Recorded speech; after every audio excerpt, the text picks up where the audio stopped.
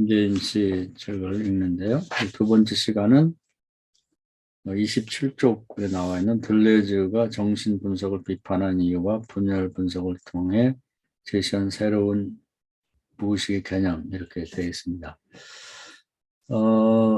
전 시간에는 이제 들레즈가 왜 독창적인가, 그러니까 이제 좀 그 제목이 저는 좀 마땅치 않다고 생각해요. 독창이라는 건 이제 없는 것 중에 뭘 새로운 걸 시도한 것을 뜻하는 건데, 포스트 모던이 그 전체적인 세상의 분위기 자체가 이미 바뀐 거죠. 그러니까 뭐가 다른가 이렇게 해야 되지, 개인이 뭔가를 만들어낸 것처럼 이렇게 독창적이라는 말을 쓰니까 좀 개념이 적절치 않다는 생각이 듭니다.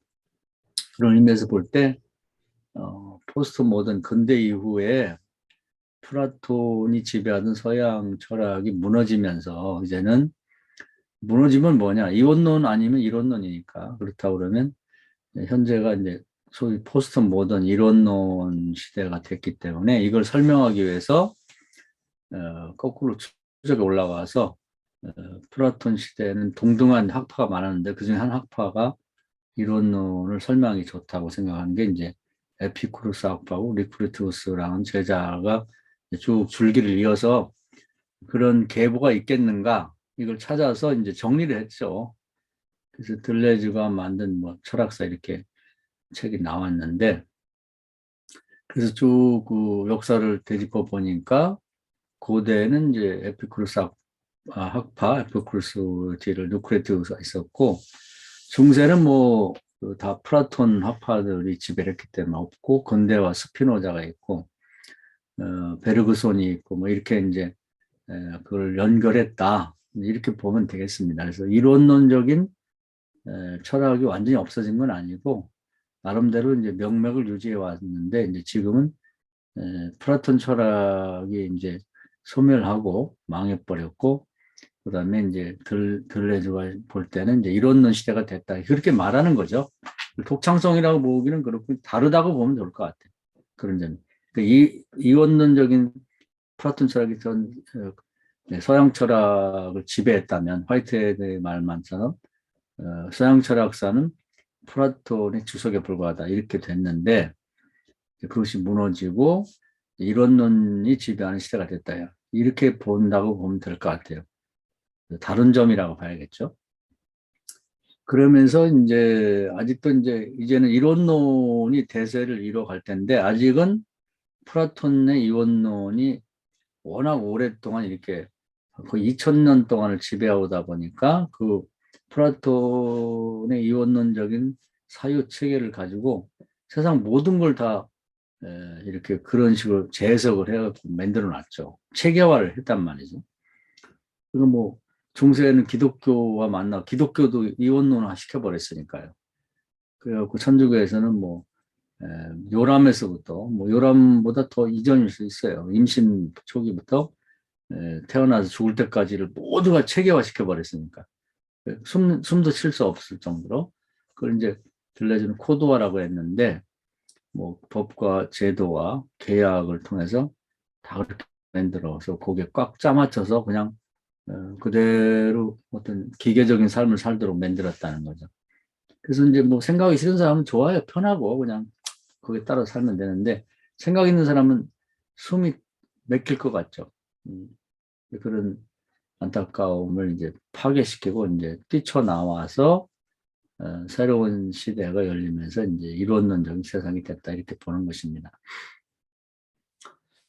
그러면서 이제 오늘 할 내용은 뭐 우리 들레즈 철학사 공부할 때도 봤습니다마는, 그렇게 숨막히게 만들었던 중세를 뛰쳐나오고 파괴시키는 데 역할을 했던 게 이제 칼 막스의 공산주의 사상하고, 그다음에 프로이드의 이제 심리학인데, 그래서 이제 이렇게 자유롭고 나왔더니, 이제 공산주의가 또 사람을 코드화시켜갖고 이제 어떤 체계 속에 가두려고 한다는 거죠.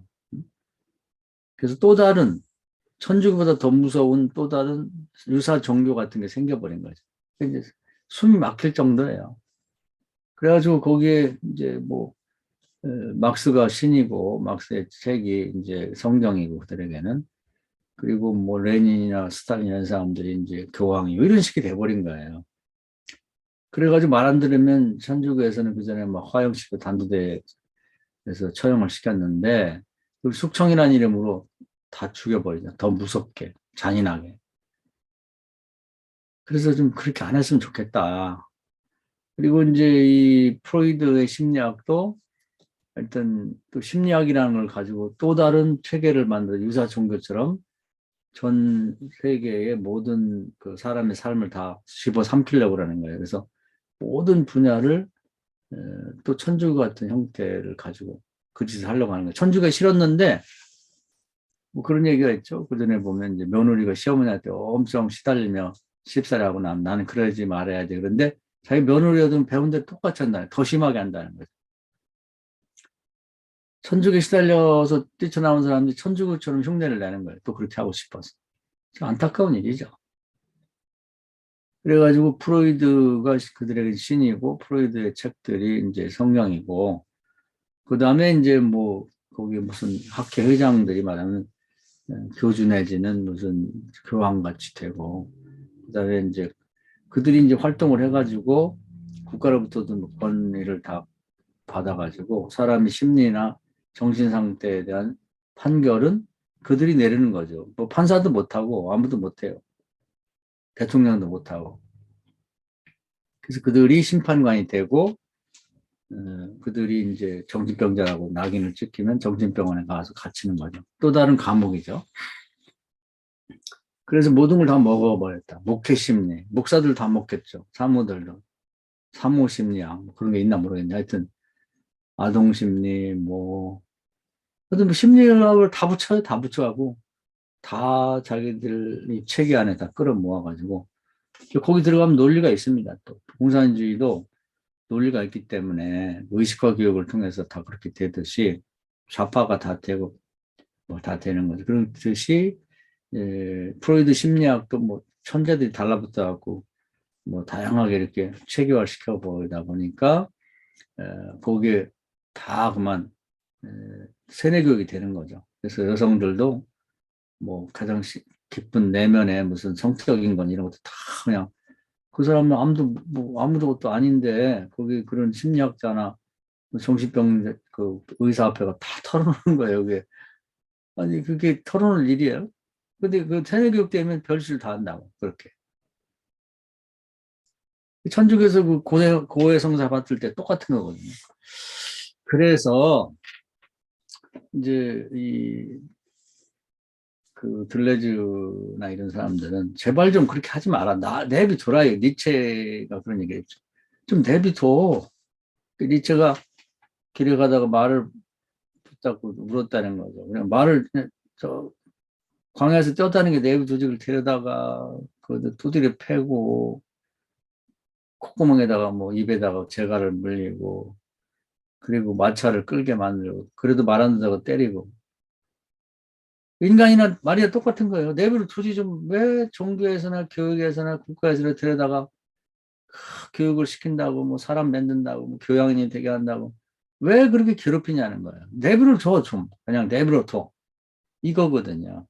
그래서 말이 너의 신세나 내 신세나 똑같다 그러면서 불쌍한 말, 그러면 자기 신세를 한탄 붙잡고 울었다는 거예요. 그런 식의 이 세상이 그렇게 돌아가고 있는 거예요. 계속해서. 바뀌었나 하면 또 다른 데로 가고.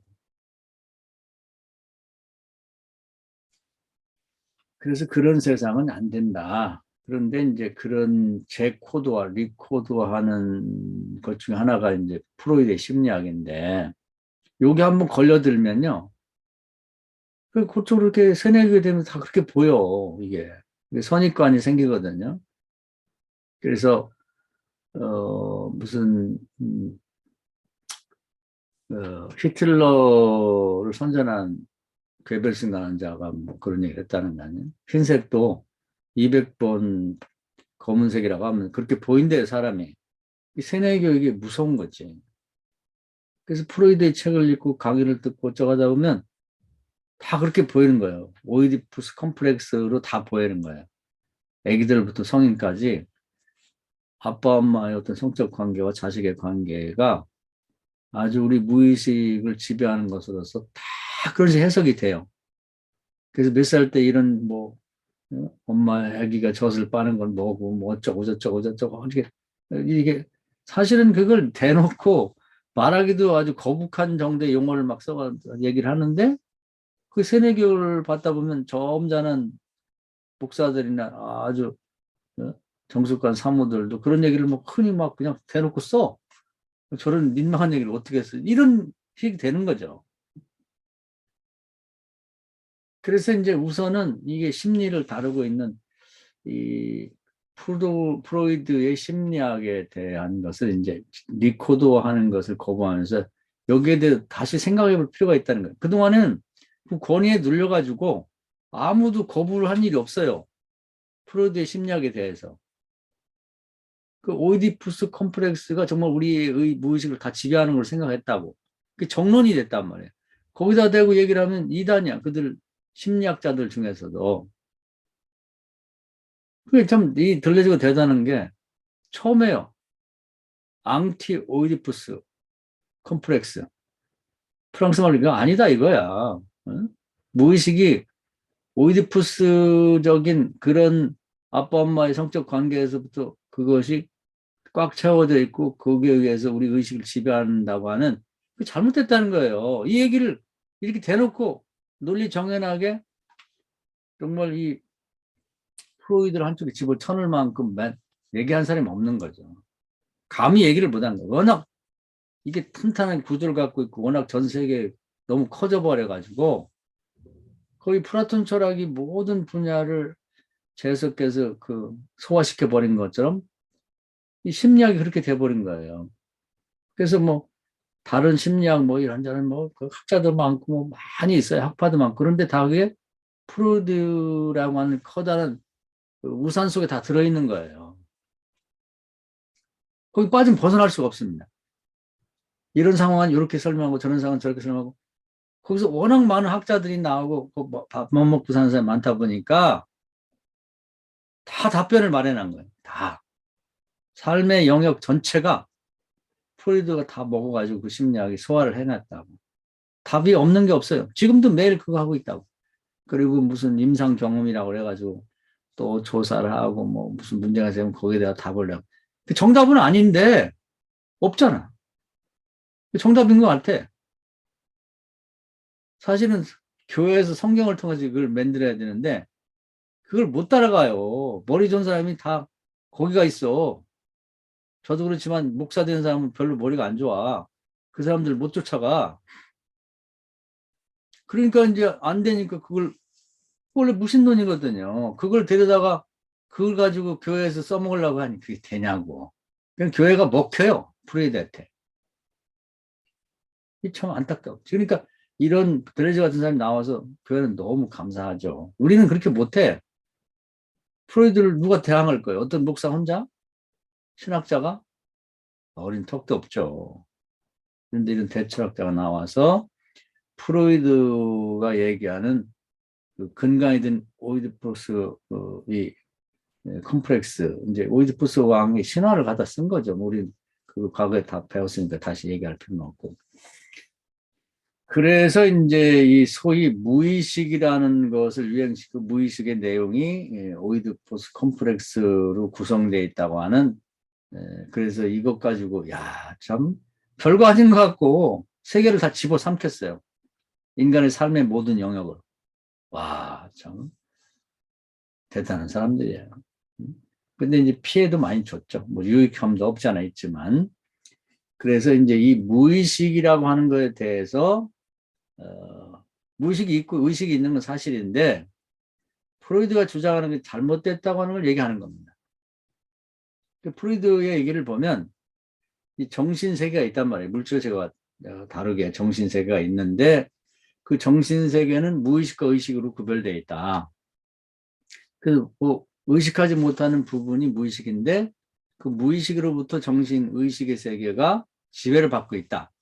근데 무의식을 구성하고 있는 것은 이제 오이디푸스 컴플렉스라고 하는 것이라는 거예요. 아빠 엄마의 성적 관계가 지배를 하고 있고 우리의 의식은 모두 거기에서부터 관련해서 생겨진 거다 이렇게 보는 겁니다. 단순해요. 그러면서 이제 그러면 이 락강은 뭐냐면은 이제 뭐 거의 이 프로이드 심리학을 완성했다고 보기도 하는 분인데 우리 그런 거 공부했죠.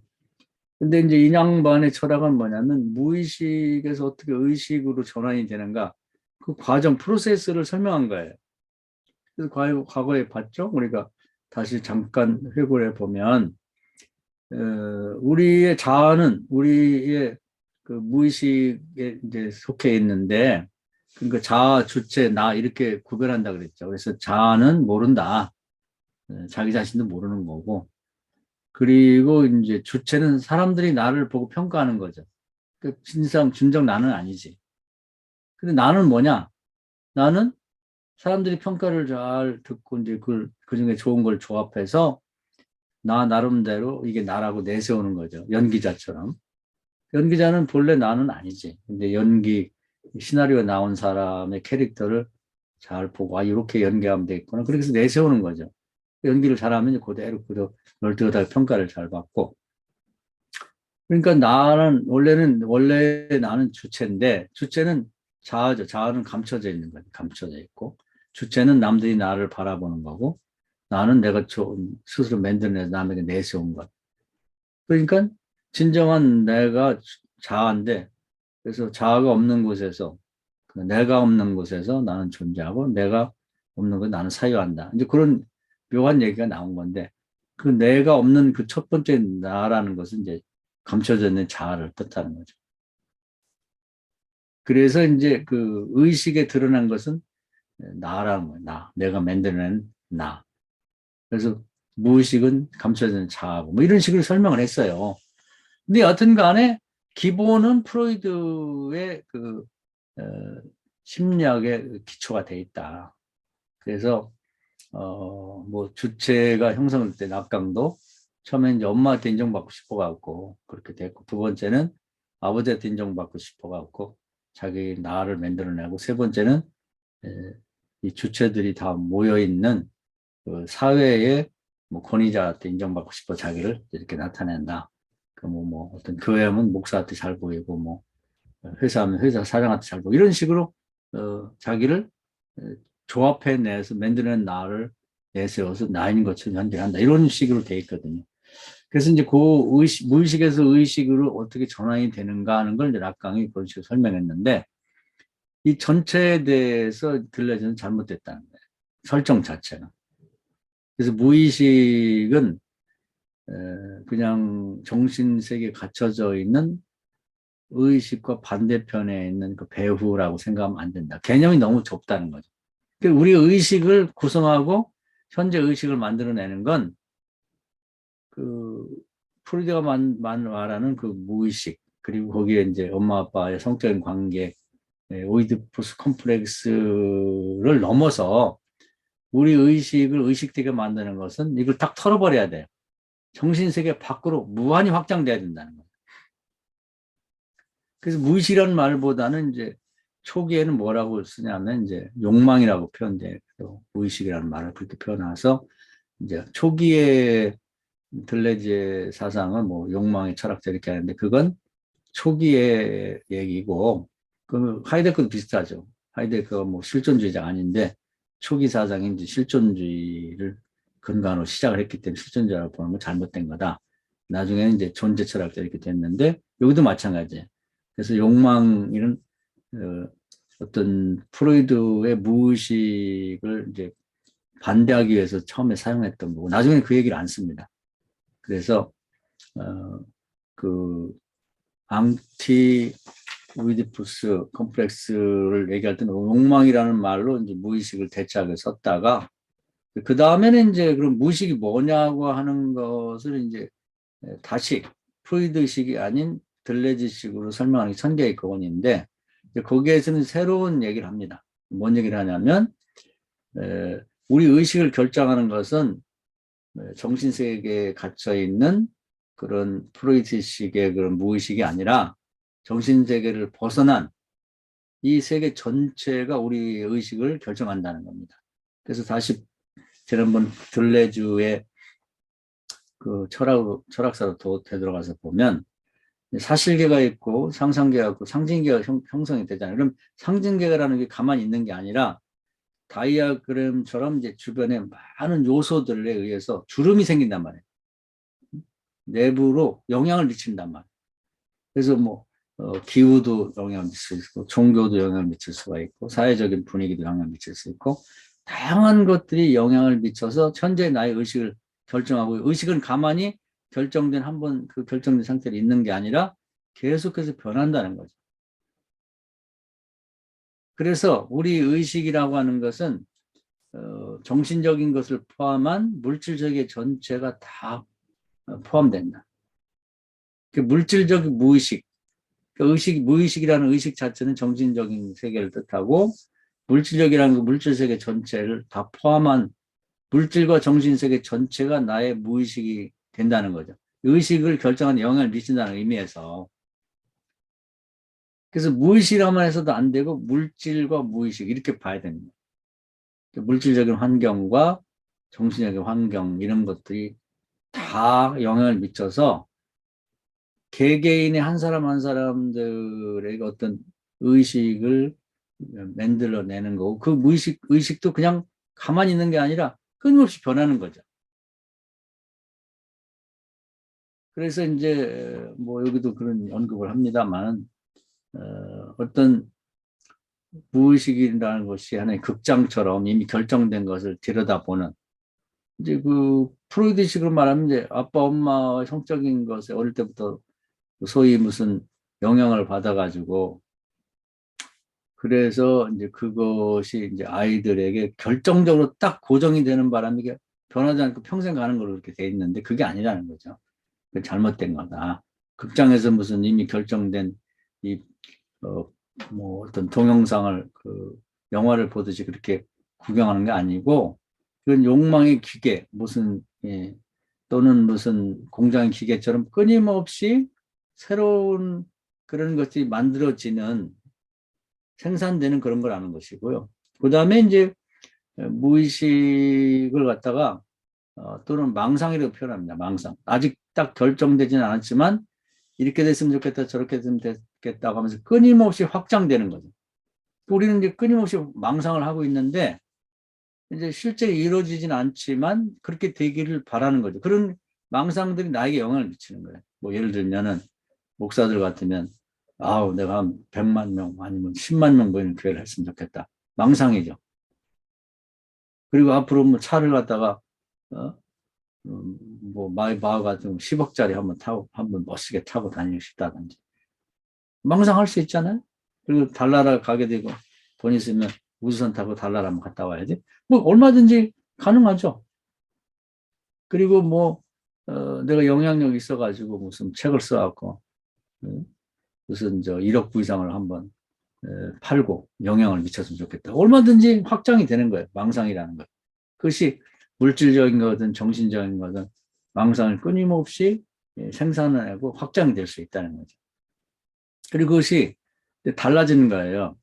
물질 세계나 정신 세계가 달라질 때. 정신 세계가 이론론으로 바뀌니까 우리도 이제 이론론적인 사고를 하게 되는 거고 내 의식이 바뀌잖아요.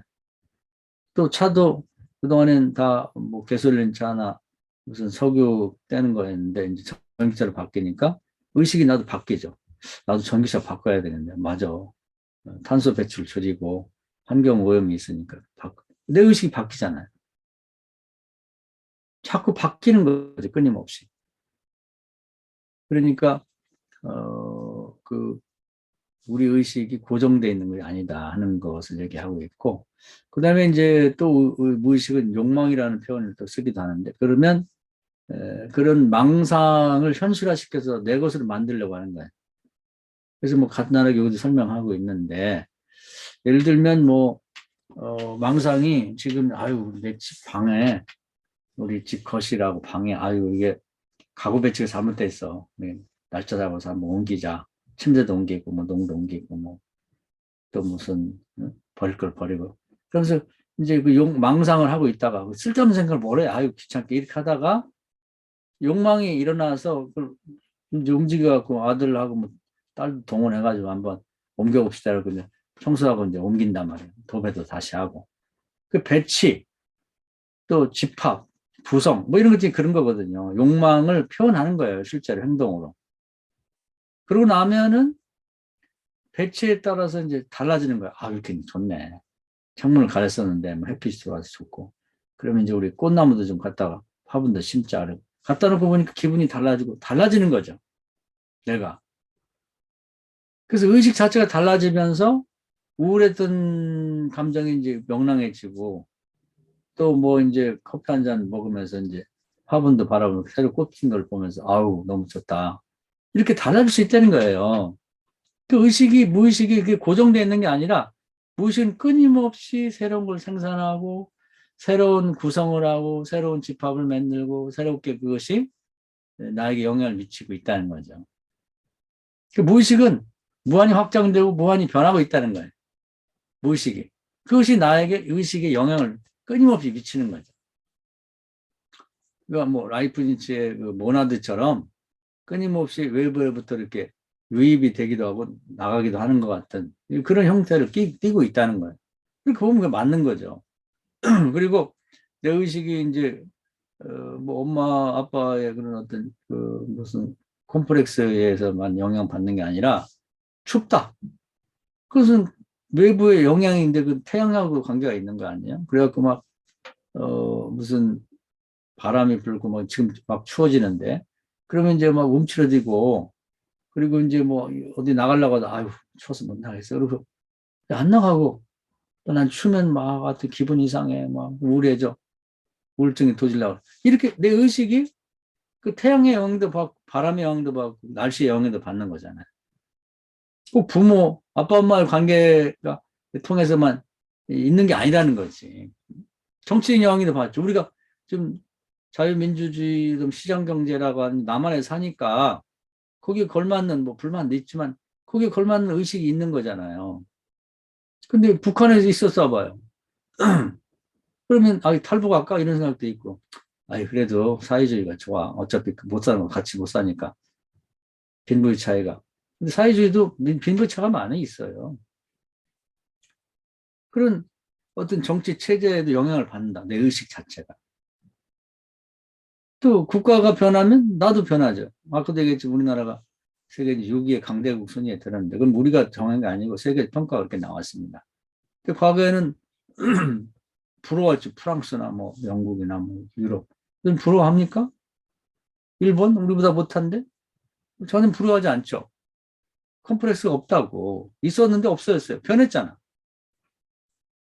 일본이 뭐라고 해도 일본이 지금 제일 안타까운 게 뭐냐면 지네 나라가 뭐 총리가 바뀌고 그래도 저는 관심이 없다는 거예요. 아니, 한국 사람은 왜 관심이 없지 우리한테? 관심이 없는 걸 뭘 관심을 가져. 그게 바뀌었단 말이에요. 외부 환경이 바뀌니까 우리 의식도 바뀌었다고. 그래서 그런 식으로 한번 의식이 결정됐다고 해서 그것이 고정돼 있고 그걸 들여다봤고 이번에 그랬으니까 내 다음에 만났을 때 또 그렇다고 보면 안 되는 거죠. 끊임없이 달라지는 거예요. 목사들도 마찬가지예요.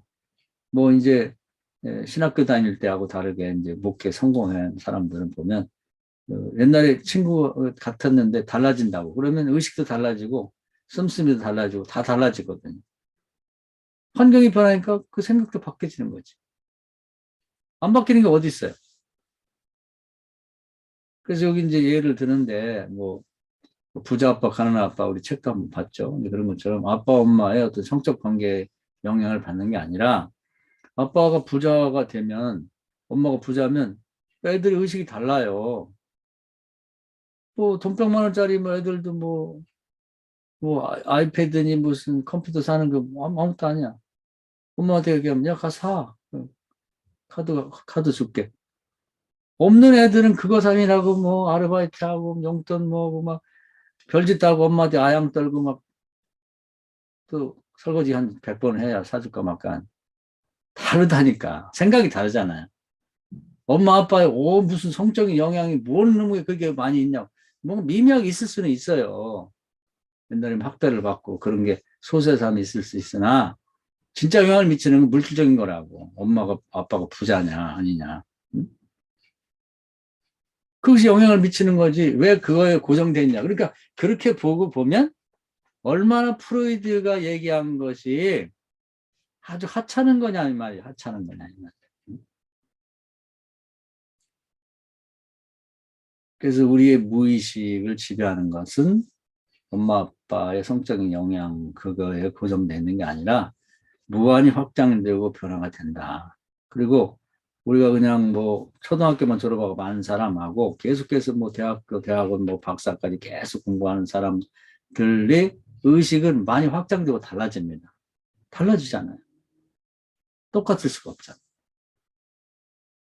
그래서 무의식을 그렇게 보자는 거예요. 그러면서 이제 혁명적인 얘기를 많이 해요. 이제 앞으로 막스나 이런 나온다고 예고를 하고 있는데 이제 그게 뭐 미크로 마크로 얘기를 하는데 어떤 크게 뭐 세상을 변할 거야 이렇게 구호를 외친다고 세상이 변하는 게 아니라 니시적으로 이제 아까 얘기한 대로 이제 자기가 뭐 어떤 집안의 어떤 변화를 위해서 우리 변화되자 이렇게 해서 되는 게 아니라 가구도 바꾸고 화분도 들여놓고 뭔가 창문도 좀 크게 내고 도배도 하고 이러면서 조금씩 조금씩 바꿔나가면서 우리 의식도 무의식 나 의식을 둘러싸고 있는 무의식이 그 세계를 교체하고 바꾸면서 그 영향에 의해서 자연스럽게 내 의식도 바뀌어지는 거지 한꺼번에 그냥 구호를 내선다고 바뀌어지는 게 아니라는 거지.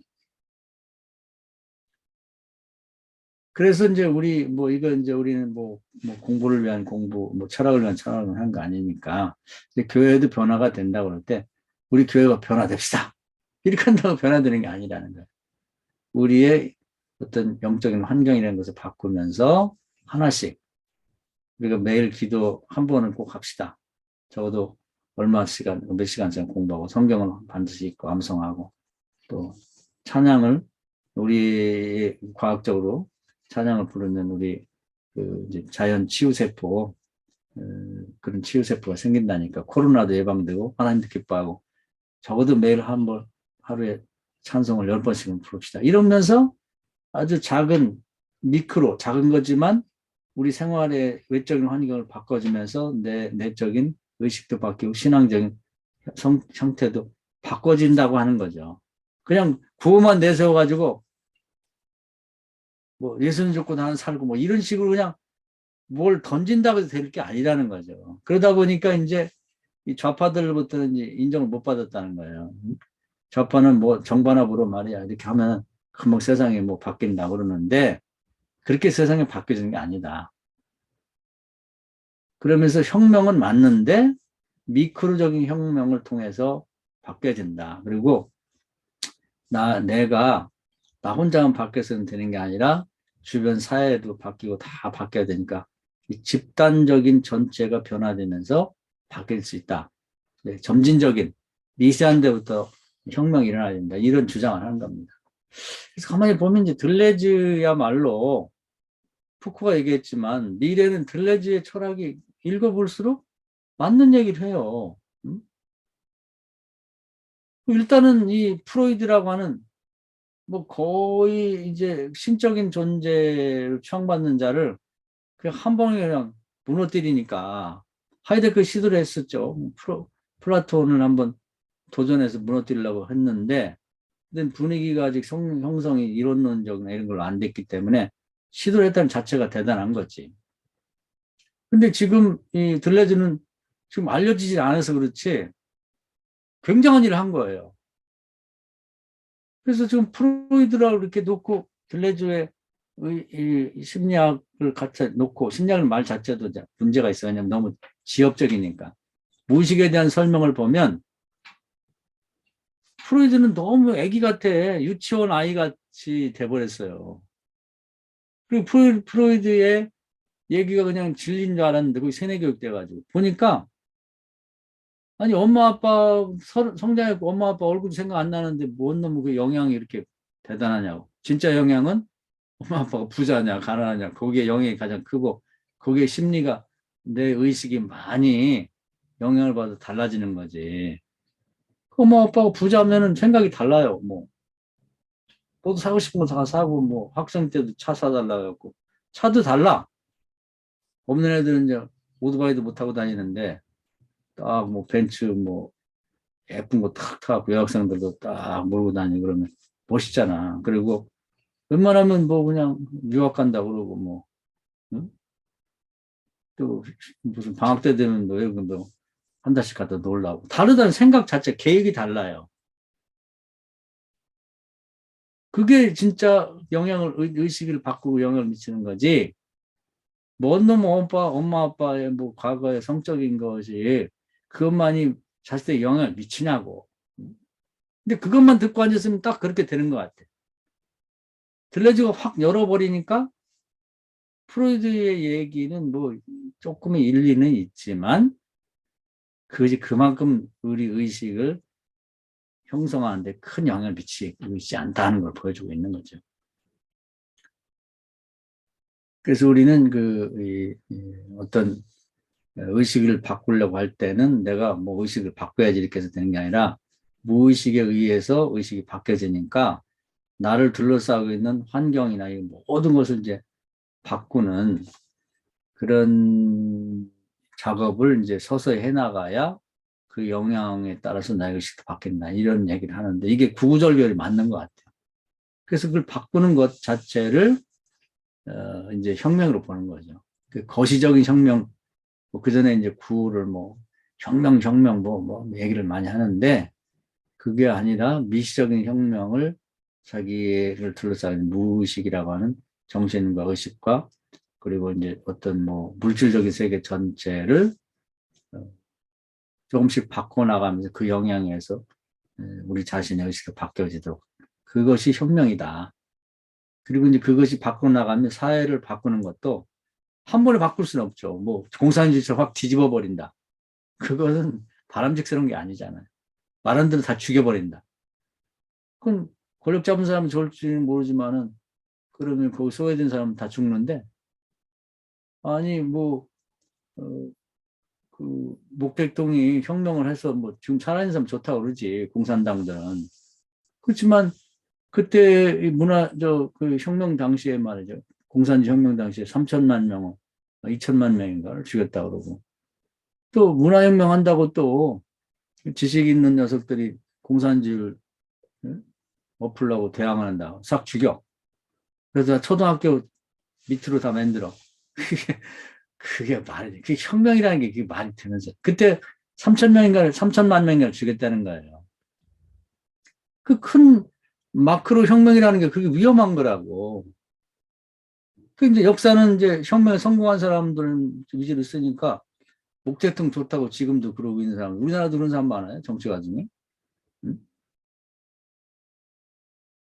지가 목태통이라고 자기를 거기다 일치시켜 생각해서 그렇지 목태통에 의해서 죽은 사람 생각해봐요.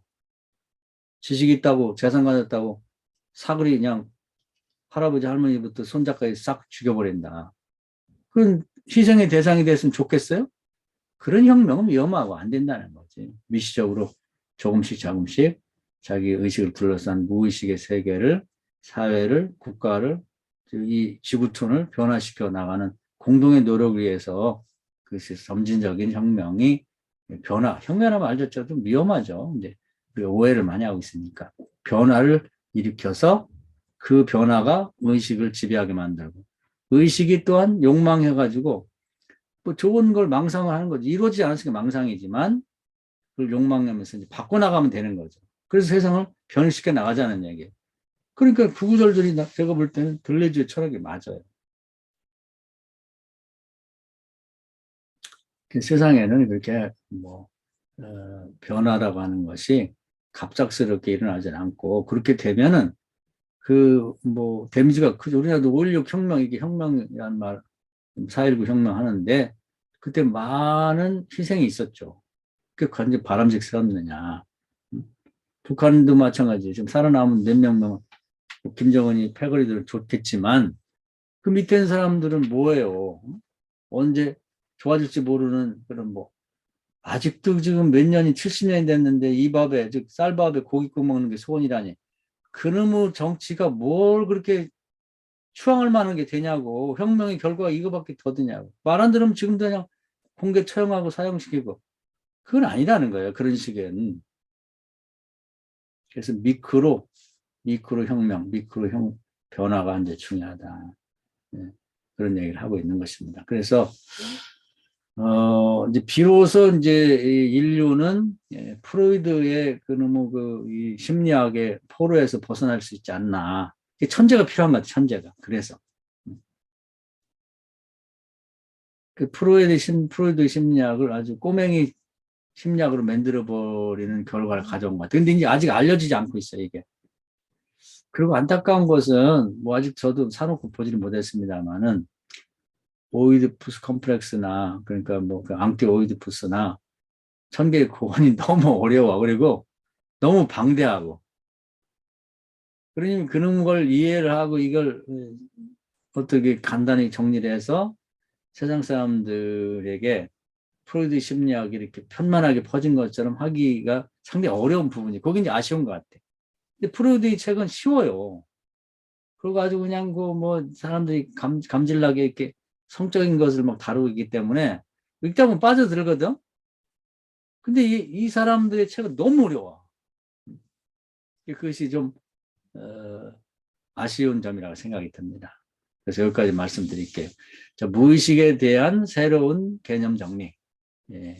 의식의 부분은 좀 거의 비슷하다고 보는데 거기에 대한 이해가 프로이드와 전혀 다르다. 프로이드의 무의식의 이해는 정신세계 안에 갇혀 있고 그 속에 의식이라고 하는 배우의 무의식이 있는데 그 무의식은 엄마 아빠의 그 어떤 오이디푸스 컴플렉스적인 것이 지배를 하고 있고 의식이 그것에 의해서 지배를 받고 있다. 그래서 어릴 때부터 죽을 때까지 그 지배에서 벗어나지 못한다. 이렇게 보는 것이 이제 프로이드인데, 그래서 이제 또 무의식에서 의식으로 어떻게 전환되는지는 락강이 설명했다. 이렇게 보면 이제 프로이드적인 심리학은 이제 큰 틀에서 설명이 되는 것 같아요. 그런데 우리 의식을 형성하는 것은 정신세계 안에 갇혀 있는 그런 엄마 아빠의 컴플렉스의 그것만이 아니라 그것은 지극히 일부 조금 있을 수는 있어요. 아주 없다고 볼 수는 없으나 우리 의식을 형성하는 그게 아니다. 간단히 말하면 엄마 아빠의 경제력, 그것이 나의 의식을 결정하는 데 큰 영향을 갖다 주기도 하고, 더 나아가서는 사회적인 분위기, 내가 믿는 종교, 그리고 정치적인 어떤 내가 사는 곳의 정치적인 어떤 뭐 체계, 공산주의 안에 있느냐, 민주주의 안에 있느냐, 또 자본주의 안에 있느냐, 이런 것이 영향을 미치고, 더 나아가서는 우주, 뭐 봄이냐, 겨울이냐, 가을이냐에 따라서 우리가 의식이 변화가 일어날 수가 있는 거고, 더 나아가서는 뭐 이게 태양이 어떻게 되느냐, 거기에 따라서 달라질 수가 있는 거고요.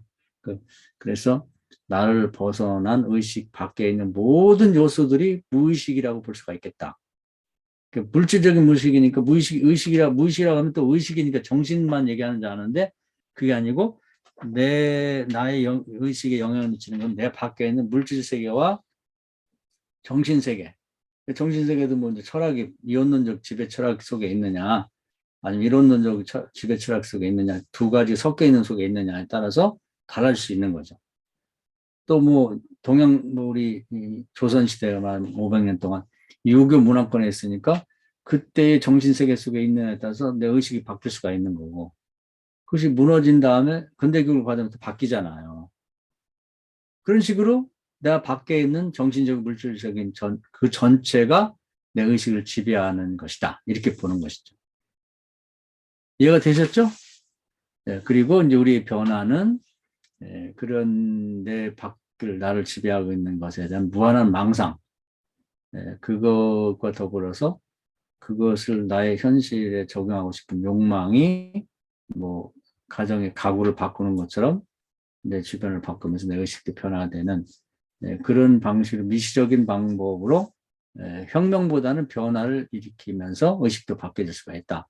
이렇게 보는 거예요. 그래서 딱 의식이 고정돼서 이렇게 무슨 영화, 이미 촬영된 영화를 보듯이 그렇게 들여다보는 게 아니라 의식은 끊임없이 공장처럼 변화되고 달라질 수 있는 그런 형태라고 하는 걸 보여주고 있는 것 같아요. 뭐 다양한 얘기를 여기서 써놨지만 이제 크게 보면 그런 얘기입니다. 이해가 되셨죠? 예. 자, 그러면